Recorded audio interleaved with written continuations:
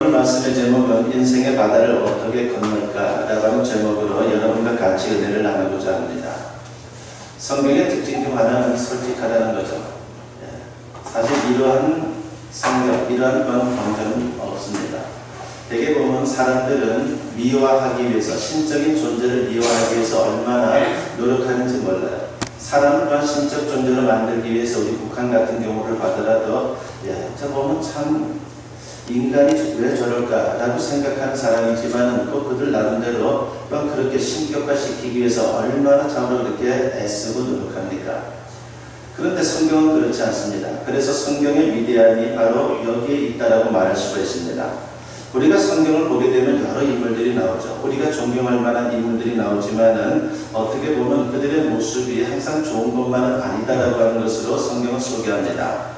어떨 때는 너무 심하지 않나 라고 하는 그런 생각이 들 정도입니다. 오늘 본문에 기록된 베드로의 실패담 역시 그런 대표적인 예가 될 것입니다. 베드로는 우리가 잘 알고 있듯이 예수님의 실제자인데다가 또한 어부 출신으로 물에 빠져가는 그런 모습을 통해서 참으로 체면이 많이 아니다라고 하는 생각이 들 정도입니다. 베드로 입장에서 보면 얼마나 창피한 일입니까? 사실 나중에 이런 일에 대해서는 기록하지 말라고 말할 정도로 그런 생각이 들었을 것 같아요. 그런데 바로 이것이 성경의 위대함이다라고 말할 수가 있습니다. 마태복음의 기록자는 바로 마태입니다. 베드로의 동료이죠. 특히 베드로는 사도들 중에 수석이니까 체면을 세워주는 것이 어쩌면 당연할지도 모릅니다. 그런데 마태는 베드로의 수치스러운 추억을 굳이 밝히고 있다는 것입니다. 개인적인 감정이 나빠서 그런 것은 절대로 아닙니다. 흥미로운 것은 사복음서 중에 다른 책들은 모두가 생략되어 있지만은 마태만 굳이 여기서 베드로의 그 부끄러운 모습을 기록하고 있습니다. 여기에는 의도가 있습니다. 누구의 의도입니까? 사람의 의도가 아니죠. 하나님의 의도가 여기에 있는 것입니다. 성경은 인간 기록자가 썼지만은 성령의 영감을 받아서 기록을 한 책이 바로 성경입니다. 그래서 성경은 하나님의 말씀입니다. 하나님의 의도는 인간의 실상은 그대로 보여주는 것입니다. 성경은 진실을 보여주는 책이지 적당히 미화해서 보여주는 그런 책은 아닙니다. 그 진실이 무엇입니까? 인간은 별 수 없다는 거예요. 우리가 살아가면서 얼마나 많이 체험을 합니까? 참으로 우리가 존경할 만한 인물이라 할지라도요, 사실 뭔가 앞에 나서서 일을 할 때 보면요, 참 어떨 때는 답답할 때도 많고 저 사람에게 저런 모습, 저것밖에 안 되나라고 하는 그런 생각이 들 때가 또한 얼마나 많습니까? 이것이 우리 인간의 한계라고 하는 것입니다. 심지어 믿음이 있노라 해도 연약한 인간인지라 실수하고 실패하기 쉽다는 것을 성경은 우리에게 말하고 있습니다. 베드로조차 그랬다면 우리도 베드로를 거울 삼아 조심하라고 주님은 말씀하고 있는 것입니다. 아무쪼록 오늘 말씀을 통해서 인생에서 실수와 실패를 반복하지 말고 믿음으로 승리하는 우리 모두가 되었으면 합니다. 먼저 본문에서 베드로와 제자들이 갈릴리 바다를 항해하는 모습을 보면서 우리 인생과 너무도 흡사하다는 생각이 듭니다. 비유하자면 인생은 고난의 바다를 항해하는 것이다 라고 말할 수가 있는 것이죠. 마태복음 14장 13절부터 21절을 보게 되면 우리가 잘 아는 오병이어의 기적이 나옵니다. 많은 군중들이 예수님 말씀을 듣다가 그만 날이 저물고 말았습니다. 예수님이 그들을 불쌍히 여겨서 떡 5개와 물고기 2마리를 가지고 기도하신 후에 하나하나 나눠주니까는 5,000명이 배불리 먹고도 나갔습니다. 그러자 난리가 났습니다. 제자들도 흥분하고 무리들도 흥분하고 여태까지 보지 못한 놀라운 기적이 나타나고 또 체험했으니까 참으로 그들이 흥분할 수밖에 없는 것이죠. 그런데 실질적으로 왜 그렇게 그들은 더 흥분한 것입니까? 본문에는 기록되어 있지 않지만요, 다른 복음서를 보게 되면 당시의 상황을 알 수가 있습니다. 요한복음 6장 15절에 보면 그러므로 예수께서 그들이 와서 자기를 억지로 붙들어 임금으로 삼으려는 줄 아시고 다시 혼자 산으로 떠나가시니라 그랬습니다. 무리들이 예수님을 정치적인 메시아로 본 거예요. 이분이 우리가 그토록 기다렸던 메시아, 우리가 로마의 식민지 생활을 하는데 우리를 해방시켜줄 수 있는 분이다라고 하는 그런 생각을 가진 겁니다. 그래서 예수님을 왕으로 추대하고 로마 제국의 한거에서 새로운 나라를 세우려고 하는 생각을 했습니다. 제자들도 더군다나 그런 생각을 할 수 있는 상황입니다. 만일 분위기가 그렇게 흘러가게 되면요, 예수님으로서는 낭비일 수밖에 없습니다. 예수님이 이 세상에 오신 것은요, 인류를 죄와 사망에서 구원하기 위해서입니다. 지상 나라가 아니라 하나님의 나라를 세우기 위해서 이 세상에 오신 것이죠. 이 사명과는 달리 엉뚱한 방향으로 흘러가는 것은 도저히 용납할 수 없기 때문에 예수님은 무리를 급히 해산시켰고 제자들도 따로 보내신 것입니다. 어두운 밤에 갈릴리 바다를 건너는 것은 위험합니다. 지형적인 특성상 특히 밤중에는 돌풍이 불어서 위험이 그 어느 때보다도 심한 것이 바로 갈릴리 호수라고 합니다. 그런데도 예수님께서 제자들을 미리 보내신 이유가 있었습니다. 하나는 당신이 기도하기 위해서였고 또 다른 하나는 예수님이 그들에게 당신이 어떤 분인지 가르쳐 주기 위해서 그들을 먼저 보낸 겁니다. 예수님은 단순히 왕 정도가 아니라 살아계신 하나님의 아들이며 인생 만사를 주관하는 분이심을 인식시키려고 하는 의도가 여기에 있었던 것입니다. 어쨌든 제자들이 갈릴리 호수를 건너는데 풍랑을 만나게 됩니다. 베드로와 제자들 중에는 갈릴리 어부 출신들이 여럿 있었지만 도저히 감당할 수 없는 상황이 되고 말았습니다. 본문 24절에 보니까 내가 이미 육지에서 술이나 떠나서 바람이 거스름으로 물결로 말미암아 고난을 당하더라고 했습니다. 아마도 바다 한가운데 있었던 것 같습니다. 거기서 제자들은 풍랑을 만나서 오도 가도 못하는 신세가 되었습니다. 그런데 그 시각이 언제쯤입니까? 25절 말씀에 보면요, 밤 사경이라고 그렇게 소개를 하죠. 지금 시간으로 하면요, 새벽 3시에서 6시를 말합니다. 아주 캄캄한 그런 시간입니다. 하루 중에 가장 어두운 때, 바로 그것이 사경입니다. 칠흑 같은 어둠 속에서 목숨의 위협까지 느꼈을 제자들의 모습을 상상해 보십시오. 인생의 경험이 많다고 실력을 갖췄다고 해서 풍랑이 없느냐? 그렇지 않다는 겁니다. 바다를 항해할 때 풍랑은 아무 때나 아무에게나 무차별적으로 닥쳐옵니다. 그러므로 바다를 항해하려면 풍랑을 당연지사로 받아들일 수밖에 없는 겁니다. 풍랑이 있는 게 이상한 것이 아니라 풍랑이 없는 게 이상한 것이죠.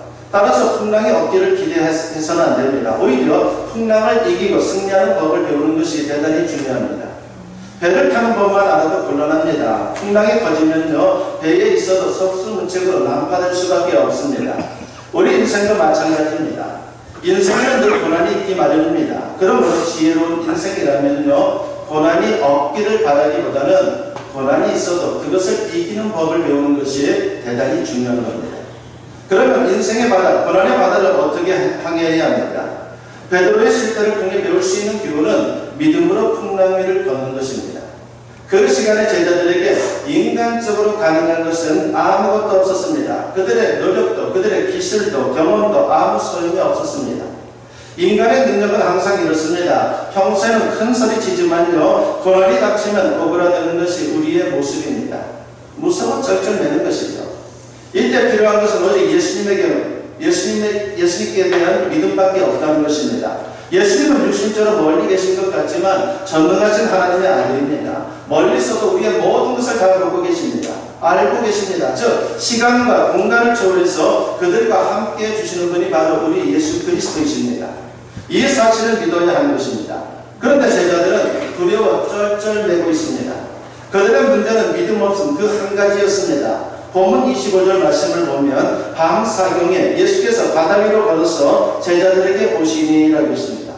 어둠 속에서 두려워 떠는 제자들에게 예수님이 찾아오셨습니다. 바다 위를 걸어서 놀라운 일이죠. 제자들은 예수님이 그렇게 오실 거라고 전혀 생각지를 못했어요. 그러다 보니까 예수님이 걸어오시는 것을 보고 그들은 유령이다라고 생각했습니다. 얼마나 놀랐는지 모릅니다. 그러자 예수님께서 그들을 안심시키면서 말씀을 합니다. 본문 27절에 보니까 예수께서 즉시 이르시되 안심하라, 나니 두려워하지 말라고 했습니다. 이처럼 하나님은 항상 우리를 살펴보고 계세요. 나 혼자 있는 것만 같은데 그렇지 않다라고 하는 것입니다. 시편 34편 15절 말씀에 보면은 여호와의 눈은 의인을 향하시고 그의 귀는 그들의 부르짖음에 기울이시는도다라고 했습니다. 마태복음 28장 20절을 보면 예수님께서 부활승천하시면서 남기신 말씀도 이와 같은 말씀이죠. 볼지어다 내가 세상 끝날까지 너희와 항상 함께 있으리라 하시니라고 했습니다. 이 말씀 그대로 예수님은 오늘도 성령을 통해서 우리와 함께 계시는 겁니다. 이 사실을 우리가 믿어야 하는 겁니다. 이게 인생 바다를 항해하는 성도에게 꼭 필요한 한 가지입니다. 예수님이 자신의 정체를 밝히자 가장 적극적인 베드로가 어떻게 합니까? 본문 28절과 29절에 보니까 베드로가 대답하여 이르되 주여 만일 주님이시거든 나를 명하사 물 위로 오라 하소서 하니 오라 하시니 베드로가 배에서 내려 물 위로 걸어서 예수께로 가되라는 것입니다. 예수님을 바라본 베드로 마음에 믿음이 생겼습니다. 이 믿음으로 예수님 말씀에 순종할 때에 놀라운 기적이 그에게도 나타났습니다. 베드로가 배에서 내려 바다 위를 저벅저벅 걸어갑니다. 여기서 우리는 승리의 공식을 확인할 수가 있죠. 믿음 플러스 순종은 승리라고 하는 것입니다. 이 믿음을 가지고 예수님 말씀에 순종하게 되면요, 우리에게도 마찬가지로 똑같은 승리의 역사가 나타나는 겁니다. 그래서 믿음이 중요합니다. 믿음이 없으면 아무것도 아닙니다. 이런 말이 있습니다. 하나님은 사람 차별 안 하지만 믿음은 차별하신다라고 합니다. 우리를 차별하지 않는 분이지만 믿음에 대해서는 아주 철저하시다는 것이죠. 그러니까 하나님 앞에서는 믿음의 크기가 인생의 크기입니다. 인생의 차이는 믿음의 차이입니다. 그래서 인생의 가장 큰 자산은 믿음이에요. 이 믿음이 우리에게 있느냐 없느냐가 우리 인생을 성공으로 이끄느냐 실패로 이끄느냐 좌우한다라고 하는 것입니다. 재산, 능력, 조건, 지위, 지식 등 인간의 그 모든 것들이 참으로 인생의 매력은 그 모든 것들이 아무리 크다 할지라도 거센 풍랑이 닥치면 사실 아무것도 아니에요. 그러므로 우리가 할 것은 뭡니까? 믿음을 키우는 것입니다. 이것이 바로 지혜로운 신앙생활이며 인생의 지혜라고 말할 수 있는 것입니다. 그러면 어떻게 하면 좋습니까? 믿음의 증기법을 배우면 되는 것이죠. 성령께서 마태에게 감동을 줘 본문을 기록하게 하신 의도가 바로 이겁니다.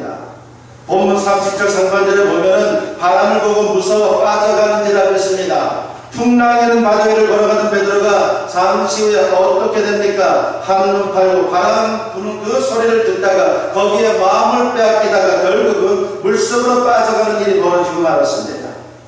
다행히 그 순간에도 실오라기만한 그런 믿음이 있었기에 베드로가 이제 쉽게 외칠 수 있었습니다. 본문 30절 하반절과 31절에 보니까 소리질러 이르되 주여 나를 구원하소서 하니 예수께서 즉시 손을 내밀어 그를 붙잡으시며 이르시되 믿음이 작은 자여 왜 의심하였느냐 하시고라고 했습니다. 예수님은 베드로의 부르짖는 기도에 즉시 응답하시고 그를 구해주십니다. 그러면서 중요한 말씀을 하시죠. 믿음이 작은 자여 왜 의심하느냐라고 말합니다. 여기서 우리의 믿음을 떨어뜨리는 것 두 가지가 있다는 것을 발견할 수가 있어요. 그것은 바로 두려움과 의심이에요. 두려움과 의심은 우리의 믿음을 약화시킵니다. 두려움은 인생 최대의 적입니다. 두려움이 닥치게 되면 아무것도 못합니다. 당황하고 그리고 판단력도 흐려지게 되는 거죠. 그러다 보면 우왕좌왕하는 그런 모습이 나타날 수밖에 없습니다. 잠언 29장 25절을 보면요, 두려움이 얼마나 나쁜지 이렇게 설명을 합니다. 사람을 두려워하면 올무에 걸리게 되거니와 여호와를 의지하는 자는 안전하리라고 했습니다. 여기서 여호와를 의지한다는 것은요, 단지 그분을 의지하는 그 모습만이 아니라 하나님을 경외하는 그 마음을 말하는 것입니다. 사람 두려워하지 말고 하나님 두려워하라고 하는 것입니다. 바로 그럴 때에 안전한 인생을 살아갈 수 있다는 것이죠. 아론은 사람을 두려워한 나머지 이스라엘 백성들의 그 요구대로 금송아지를 만들게 됩니다. 베드로가 사람을 두려워하다가 예수님을 부인하게 되고 저주까지 했습니다. 사람이 하나님을 두려워하지 않기 때문에 사람을 두려워하는 것입니다. 사람을 두려워하면 주저하게 되고 자신의 역량도 발휘하지 못하게 되는 거예요. 그래서 성경에는 두려워하지 말라고 하는 말이 365번이나 나오고 있습니다. 하나님은 1년 365일 날마다 우리에게 두려워하지 말라고 그렇게 강조하고 있다라고 하는 것입니다. 의심도 마찬가지입니다. 예수님이 나와 함께 계시면 의심하기 시작하면요, 우리의 믿음은 쪼그라들 수밖에 없어요. 그래서 실패할 수밖에 없는 것입니다. 야고보서 1장 6절에 보면 오직 믿음으로 구하고 조금도 의심하지 말라. 의심하는 자는 마치 바람에 밀려 요동하는 바다 물결 같으니라고 했습니다. 아무리 애를 써도 안 된다는 겁니다. 심지어 기도해도 소용없다는 겁니다. 그러면 두려움과 의심의 문제를 어떻게 해결할 수 있단 말입니까? 그것은 다른 게 아닙니다. 두려움의 치료제는 오직 믿음이다라고 하는 겁니다. 그러니까 어떻게 해서든 우리의 믿음을 키우는 것이 중요한 겁니다. 믿음을 키우려면 다른 방법이 없습니다. 오직 예수님만 바라보아야 하는 겁니다. 계속해서. 그러나 그냥 바라보면 안 되는 것이죠. 예수님이 누구인지 잘 알고 바라봐야 합니다. 오늘 본문의 사건이 정리되면서 제자들이 예수님께 어떻게 합니까? 본문 33절에 보니까 배에 있는 사람들이 예수께 절하며 이르되 진실로 하나님의 아들이로소이다 하더라 그랬습니다.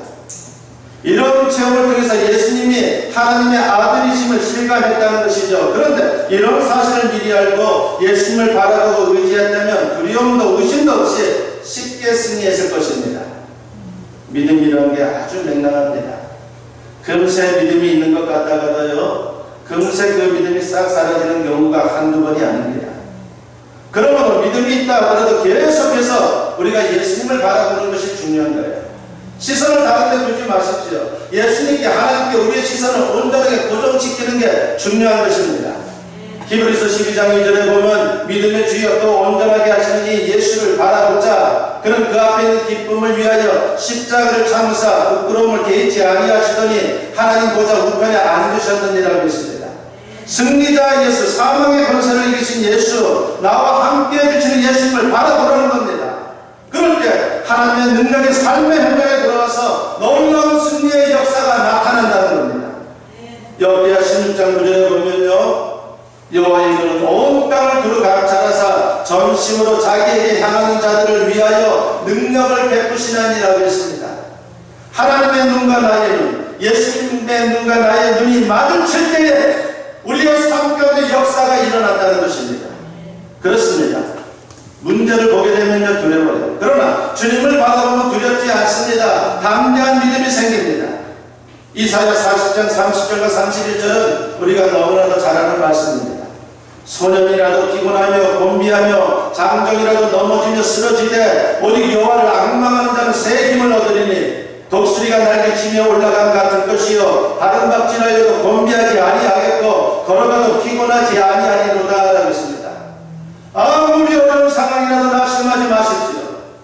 믿음으로 주님을 바라보십시오. 절망할 수밖에 없는 상황을 이기고 믿음으로 우리가 주님을 바라볼 때에 진정 주님의 놀라우신 뜻을 이루어가는 존귀한 인생을 살아갈 수 있는 거예요. 바로 그러한 크리스찬들이 얼마나 많은지 모릅니다. 그 중에 대표적인 분을 한번 소개하고자 합니다. 제가 그전에도 한번 소개했던 적이 있는데 그분은 바로 세계적인 대학병원 존스 홉킨스 대학병원의 재활의학 전문의 이승국 박사님입니다. 그는 사지마비 장애인으로 휠체어를 타고 다니면서 진료하는 의사 선생님입니다. 얼마나 불편하겠습니까? 8살 때 이분이 미국으로 이민을 갑니다. 이민 생활이 어려웠지만 이분은 좋아하는 게 있었어요. 체조를 좋아했습니다. 그래서 체조에 흥미를 가지면서 금메달리스트의 꿈을 키웠습니다. 그것도 미국 대표 선수가 되는 것보다는 한국 대표 선수가 되어서 아시안 게임과 그리고 올림픽에서 금메달을 따는 것이 이분의 꿈이었습니다. 그런데 어느 날 연습을 하다가 불의의 추락사고를 당합니다. 그러면서 척추가 다쳐서 사지마비 장애인이 됐습니다. 그 젊은 나이에 한참 뭔가 미래를 꿈꾸고 준비해야 될 그 나이에 병실에 갇혀서 얼마나 절망스러워했는지 모릅니다. 그러다가 그 암울한 그 상황 속에서 그분이 살아계신 하나님을 만나게 되었어요. 이전에는 몰랐던 하나님을 거기서 만나게 될 겁니다. 그러면서 체조 금메달은 놓쳤지만은 인생의 금메달에 도전하겠다고 다짐을 하게 됩니다. 절망 중에 있는 환자들에게 희망을 주는 의사가 되리라고 결심을 했습니다. 그는 어려운 의학 공부에 도전을 하게 되었고 어려운 고비가 많았지만 마침내 명문 다트머스 의대를 졸업하고 하버드 대학에서 인턴 생활을 수석으로 마쳤습니다. 그리고 장애인의 몸으로 존스 홉킨스 대학병원에서 당당히 전문의가 되었습니다. 어떻게 이런 기적이 가능했던 것입니까? 하나님을 바라보는 믿음 그 하나 때문입니다. 그는 하나님을 바라보므로 절망 가운데서도 용기를 얻을 수 있었고 계속되는 어려운 상황을 신앙으로 인내할 수 있었고 하나님의 놀라운 능력을 받아 불가능할 것 같았던 기적을 이루는 아름다운 인생이 되었습니다. 그러므로 계속해서 주님을 바라보십시오. 믿음이 쑥쑥 자라는 놀라운 역사가 우리의 삶 속에서도 나타나게 될 것입니다. 그리고 승리하게 될 것입니다. 우리 인생에 정말 필요한 것은 그래서 믿음입니다. 주님은 항상 우리 삶 가운데 함께해 주십니다. 이 엄연한 사실을 알지 못하고 세상만 바라보면서 두려워하는 믿음 없음, 적은 믿음이 문제인 것이에요. 그래서 이런 말이 있습니다. 문제가 아니라 내 믿음 없는 것이 문제이다라는 말입니다. 이 믿음의 문제를 극복할 때에 나의 상황에 어떠한 우리는 일어설 수 있는 거예요. 존귀한 자가 될 수 있는 것입니다. 주님께 귀하게 쓰임받는 인생이 될 수 있는 것입니다. 아무쪼록 예수님이 우리를 보실 때에 믿음이 적은 자여가 아니라 믿음이 큰 자여, 이렇게 칭찬을 받을 만한 믿음의 소유자가 될 수 있기를 바랍니다. 그래서 인생의 바다를 항해하다가 어떤 풍랑을 만날지라도 그